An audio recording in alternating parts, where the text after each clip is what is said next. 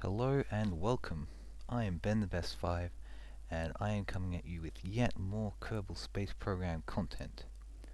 So, in today's video, we will not in fact be completing a dedicated contract, but rather I will be setting up some infrastructure for future missions, because what I am in fact launching here is a small base, a refueling base with some drills and an IRSU, which we'll be sending to land on Minmus. So, oh yeah, there's also a secondary payload which I'll explain later. So the whole thing about this, right, is sending something to space, and especially to an orbit beyond that of Kerbin's, can be rather delta V expensive. However, sending something to Minmus is relatively cheap, it doesn't use up much delta V. However, it is definitely quite doable, and it's quite a small object, so landing on it's not difficult, and finding something landed on it is also not difficult, meaning it's an ideal spot to launch a base which you dock to and use to refuel. So because of this, I've in fact chosen Minmus as the location for my base. So in the future I can in fact launch things like complicated SSTO missions, which then dock to the resupply base and use its facilities to refill its fuel tanks, which I think is quite genius. Anyway, the rocket itself is a K-class launch vehicle. It's carrying up to basically, it's rated to a maximum of 50 tons for a reusable launch, and it's basically pushing exactly that, so it's basically at its absolute capacity, and we are launching the mission no problems. And for this mission, because the upper stage has that more expensive engine there, we will in fact be recovering the upper stage, even though yes, upper stage recoveries are usually not attempted in this game, just simply because the parts on them are not worth much. So installing recovery hardware like a probe core and the parachutes required for a recovery of such a stage is in fact not worth it, because you recover less. However, it has a great big engine on it which is worth a lot of money, so recovering the upper stage of a 3.75 meter upper stage is actually worth it. Although enough about the upper stage, because you'll see me recovering it later. This is me recovering the booster of the K-class launcher. As you can see, it's a fairly standard launch. So recovery, we put the payload in orbit and then switch to it while it's still on a suborbital trajectory. It comes down at some point just before it gets too late. Like now, we'll in fact turn the engines on and slow it down to a speed where we can successfully deploy the parachutes and then lower the booster safely to the ground and recover it at about 90% value, which is where the majority of our funds have actually gone in producing the rocket. So as a result, we can get a lot of funds back by doing this. Now I'm just going to be performing a recovery of the upper stage. So I'm just going to warp around, complete an orbit, and then so I'm going to walk you through how to do an upper stage recovery in an ideal situation, because this is my best ever upper stage recovery for any rocket ever. Just because they usually go badly, especially when I was doing them on my D-class launcher, because for some reason they always just like to fail. Anyway, so I wait until I'm about above the desert launch site, because that seems to be a pretty good marker to go off in order to choose it as a spot to burn. And while I'm above it, you just point retrograde and then burn until you are about halfway between the peninsula that's east of the Kerbal Space Center and the Kerbal Space Center itself, at which point you can just then allow it to go through the atmosphere and then use the engine to slow down to stop things like re-entry, heating from destroying the vehicle, as well as using it to slow down a little bit to allow the parachute's time to deploy. Now, as you can see here, the engine is in fact being used to carry the heat of the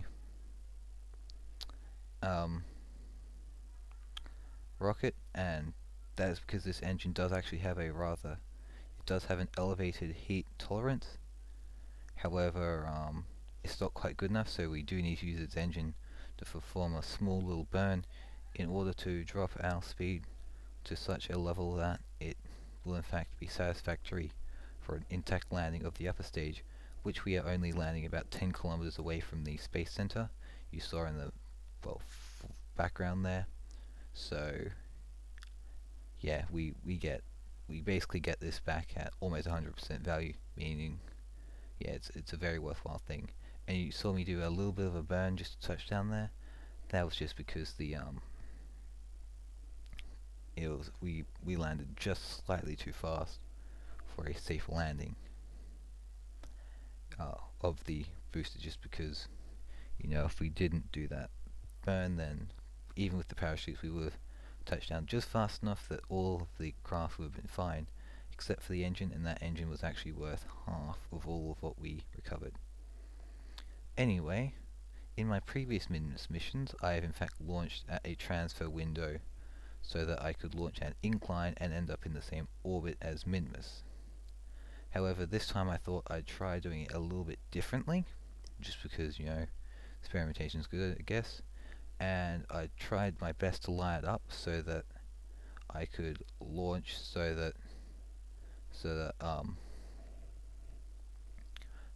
at my ascending node, I could just, or descending node, one of the two, I could in fact just burn out and reach my target that way without having to perform any orbital adjustments whatsoever, because I figured that would be more efficient, because it would take us up into orbit without having to vector thrust sideways, because vectoring thrust sideways, although it does have a very small impact on your overall launch, it would still be better to not do it.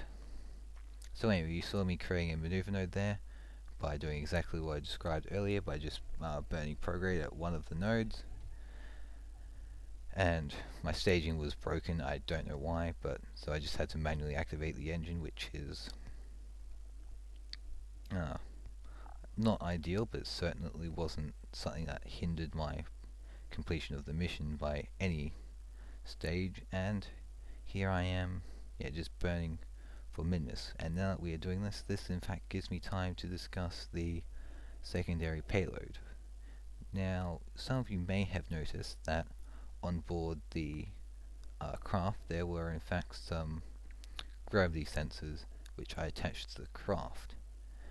This is because it's a new science module I have only just unlocked with the new parts for the IRSU and drills, which means that I don't have any science from it, meaning I can go to places like Kerbin Orbit, Minmus Space, and Minmus Surface and collect new science from there. So in the storage bay at the top, I have in fact hidden a small rocket which will be used to perform, at the very end of the video, a small return mission, which is a bit exciting, I think, just because it's a very small rocket, and I do have a soft spot for small rockets just because they are incredibly efficient at getting missions done. However, when I am launching big things like this great big monolithic base here, launching on a small rocket is not exactly possible. However, now that I have in fact launched this base, I'll in fact be able to use smaller rockets to get payloads further, because as mentioned previously, I in fact now only have to get them to Minmus, and then from Minmus I can then probably send them anywhere.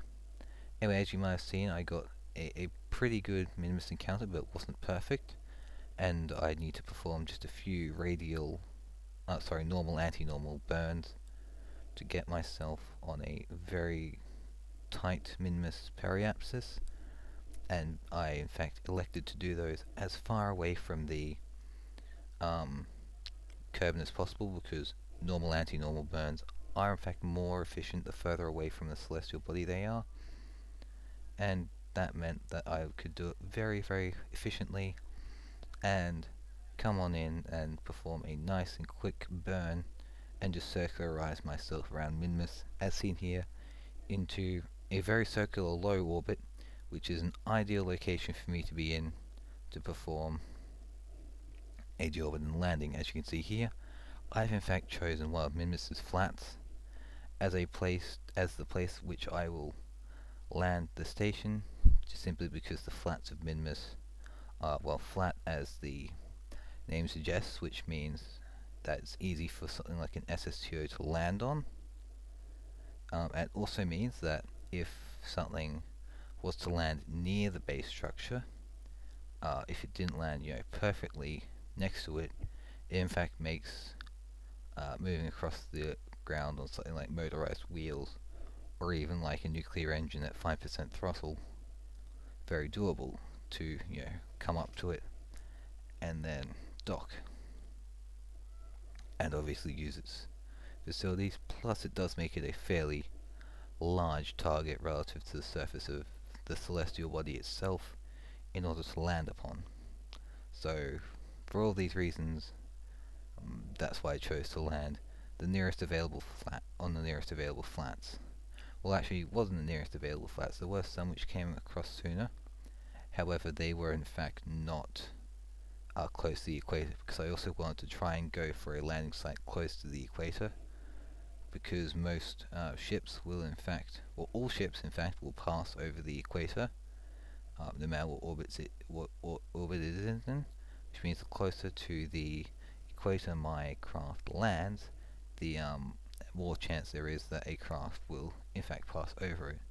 Now, I didn't get quite on the equator of Minmus, so it means that if something is in a perfect or even near equatorial orbit of Minmus, then it won't actually be able to get to it without either landing and then moving across the surface, or by performing a correction burn in orbit. However, I reckon it was definitely close enough, and given Minmus' small size, it's definitely an acceptable landing. So here is the craft all folded out, and as you can see, my gravity detectors I mentioned earlier, just going through them because I did a lot of the science just off screen because it's fairly boring. However, as you can see, I proof that I did it the legit way, I guess. I don't know, that was actually just me trying to find the correct one, because yeah, it's pretty confusing. Anyway, I retracted the solar panels because I don't want to launch with them on, and I could just flip my way out of the thing there, and a couple of seconds on the throttle in fact put me on a very high suborbital trajectory off of Minmus, at which point I could just move to a I guess higher than absolute low, but still kind of low Minmus orbit. Definitely a pretty good orbit, I reckon, and I could just circularize, no issues. And from there I could just set up a maneuver node and try and get myself as close to Kerbin as possible from within Minmus orbit.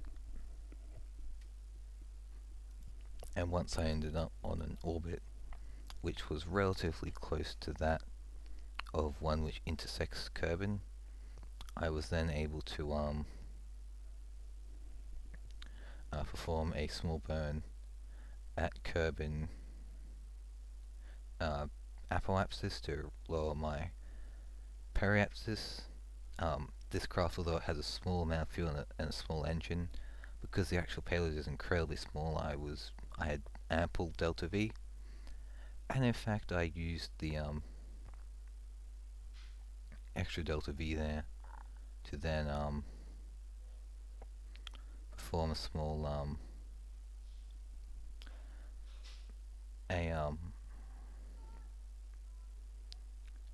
a small slowdown burn, not necessarily because it was necessary, but because it can just help with the safety of craft. If you just perform a slowdown burn before you hit the atmosphere, it reduces chance of burn up by just enough that I figured that it was worth it.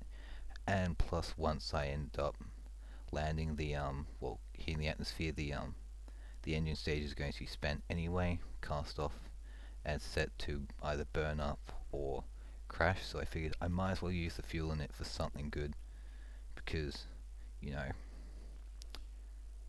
not much point in doing something like that. Anyway, here's our small scientific payload with the science gatherer, a pro core, a battery, and a heat shield. Basically just the bare, on the parachute, just the bare essentials required to transport scientific data back to the surface of Kerbin. But as you can see, it's actually fairly straightforward. It's re-entry, and soon the parachute will deploy and give us a nice landing, which we can use to collect the science.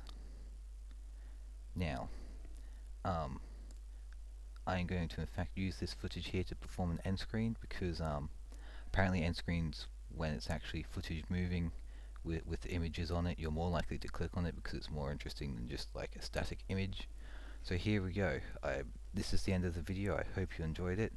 If you liked it, then subscribe to see more. If you yeah, please leave a comment if you want to see something, and if you do subscribe, click the notification bell to get notifications. Otherwise, please consider clicking one of the videos on screen, and have a great day.